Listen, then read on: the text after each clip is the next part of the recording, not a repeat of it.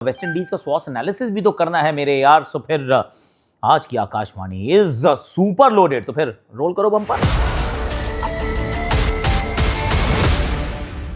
चलिए अब जरा कर लेते हैं वेस्ट इंडीज की बात। और वेस्ट इंडीज की बात करते समय आपको क्या याद दिलाना था मुझे, वो ये कि भैया पीकेएल जहां देखा था वहीं पे आप वर्ल्ड कप भी देखेंगे।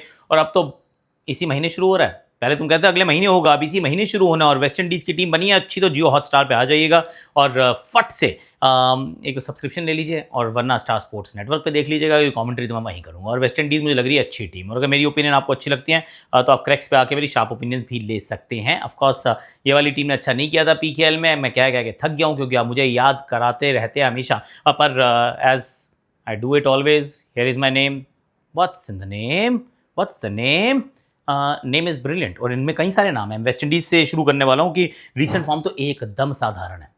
आई मीन अगर आप इस टीम को देखते हैं तो पता चलता है कि ये तो कुछ जीतते नहीं है यार। इनफैक्ट जो पिछली 10 सीरीज़ है ना, 10 सीरीज़, उसमें से सिर्फ ये 2 जीते हैं, सिर्फ 2। और वो पता है किससे जीते हैं? Afghanistan and Ireland. मतलब इमेजिन कि किसी भी टॉप टीम के सामने आप जीते ही नहीं। आप खेलते जरूर है, पर कंपीट करते हैं, शायद पार्टिसिपेट करते हैं, पर आप जीतते नहीं है। पिछली 10 में से 8 सीरीज हारने वाली टीम को मैं इनिशियली डार्क हॉर्सेस का तमगा दे देता हूँ, क्योंकि इनसे बहुत ज़्यादा उम्मीद आप नहीं लगा सकते, पर उम्मीद लगानी चाहिए। इसकी आई टेल यू व्हाई, क्योंकि जब आप इस टीम को देखते हैं तो लगता है नहीं यार, आंकड़े जो है वो शायद सच नहीं बता रहे, नंबर्स डू लाई, और maybe numbers hide sometimes some things. और इनफैक्ट ये एक और चीज़ है, ये पहली टीम बनी जिन्होंने नेपाल से एक अपनी श्रृंखला भी हार गए। आई मीन मैं ड्वेन ब्रावो से बात कर रहा था, कह रहे जी चाहे ए टीम हो या बी टीम हो, चाहे मेन प्लेयर नहीं हो, आप कैसे हार सकते हो यार? थोड़ी सी दिल पे चोट लगनी चाहिए, ठेस पहुंचनी चाहिए, ऐसा उन्होंने कहा था ब्रावो ने। अब उसका टीम का चयन हो गया है। ब्रावो ऑल्सो अंडरस्टैंड्स कि कई खिलाड़ी हैं जो रिटायर ही हो जाते हैं आजकल, जैसे कि निकोलस पूरान, कमाल का T20 प्लेयर है, हर जगह जाके खेलता है, पर इस टीम के लिए उपलब्ध नहीं है। So there are many such players जो even in their prime have said West Indies cricket bye bye। अब ये 11 क्या दिख रही है मुझे? 11 ऐसी हो सकती है: Brandon King, Shai Hope, Shimron Hetmyer, Rovman Powell, Roston Chase, Sherfane Rutherford, Jason Holder, Romario Shepherd, Akeal Hosein, Gudakesh Motie and Jayden Seales. इसलिए मैं कह रहा था इस टीम में होप है। अब बिलीफ नहीं कहूंगा, क्योंकि बिलीफ जो है वो परफॉर्मेंसेस के साथ आता है, पर होप है यार। एंड उस होप का नाम सिर्फ शे होप नहीं है, इस टीम के अंदर दमखम है। जब आप ये 11 देखते हैं तो आपको लगता है कि यार ये टीम तो बहुत तगड़ी है। इसके पास 2 अच्छे ओपनर्स हैं, जिसमें ब्रैंडन किंग और साथ में मिलेंगे शे होप। और Shai Hope is a good 3 format player. उसके बाद आपको Shimron Hetmyer, Sherfane Rutherford, Rovman Powell, Roston Chase, Jason Holder और रोमेरियो शेफर्ड। क्या कमाल की बैटिंग है यार। तो जब आप ये सब इस तरीके से देखते हैं, आपको लगता है टीम अच्छी। और वहीं से मैं चलूंगा इनकी स्ट्रेंथ की तरफ। इनकी स्ट्रेंथ क्या है? They actually have some quality finishers, really quality finishers they have. और ये शुरुआत हो जाती है, आप समझिए, रदरफोर्ड, होल्डर, शेफर्ड, ये आपके सारे फिनिशर का रोल अदा कर सकते हैं। इसी में अगर Shimron Hetmyer continues to bat, तो वो भी एक फिनिशर है, उनका आईपीएल में फिनिशर के रूप में इस्तेमाल किया जाता है। So they are plenty of firepower. और ये इनकी फिनिशिंग भी कमाल की, और इनकी बैटिंग में वैसे भी दमखम कमाल का।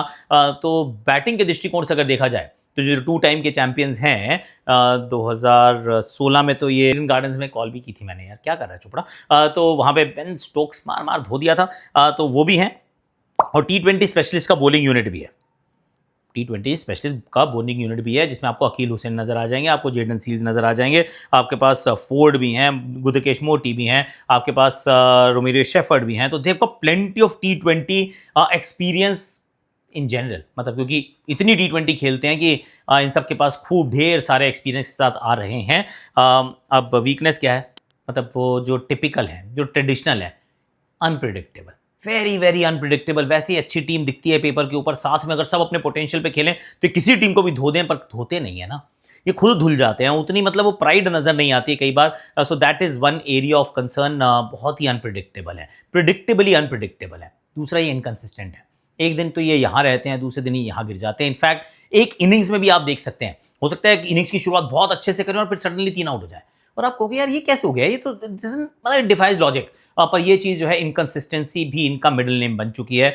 और यही इनके साथ गेंदबाजी में भी होता है। और शुरुआत अच्छी करेंगे, स्पिन से पकड़ेंगे, फिर एंड में पता चला 3 में 50 खा गए। तो all those kind of things can happen with this team. They are unpredictable and they are very very inconsistent. और ब्रिलियंट इंडिविजुअल्स बहुत सारे हैं। मतलब इंडिविजुअल ब्रिलियंस आपको दिखेगी, पर मिलकर खेलने का जज्बा और वो गेट टुगेदर, 5 उंगलियां मुट्ठी, चिड़ियों से बाज, ये वाला काम नहीं करते हैं यार। They don't play together that well and that's been the story. क्योंकि आइलैंड नेशंस हैं इनका कोई राष्ट्रगान भी नहीं है, इनका क्रिकेट एंथम होता है, रिमेंबर। तो जब ये सारी बातें आप सोचते हैं तो फिर बड़ा मुश्किल हो जाता है सबको अपने रोल के साथ जुड़े रहना और एक टीम एकजुट होकर खेलना।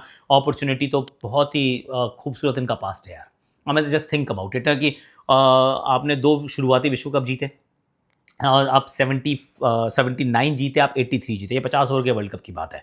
अगर हम T20 वर्ल्ड कप्स की बात करते हैं, यहाँ पे भी ये 2 वर्ल्ड कप जीते, 2016 में भी जीते और 2012 में भी जीते जो श्रीलंका वाला था। और सो 2 वर्ल्ड कप वहाँ पे भी जीते हुए हैं। It is a team that can actually win. तो लेगेसी है सर, उस लेगेसी को डिफेंड करने के लिए आपको आना पड़ेगा and that is a huge opportunity for everybody involved.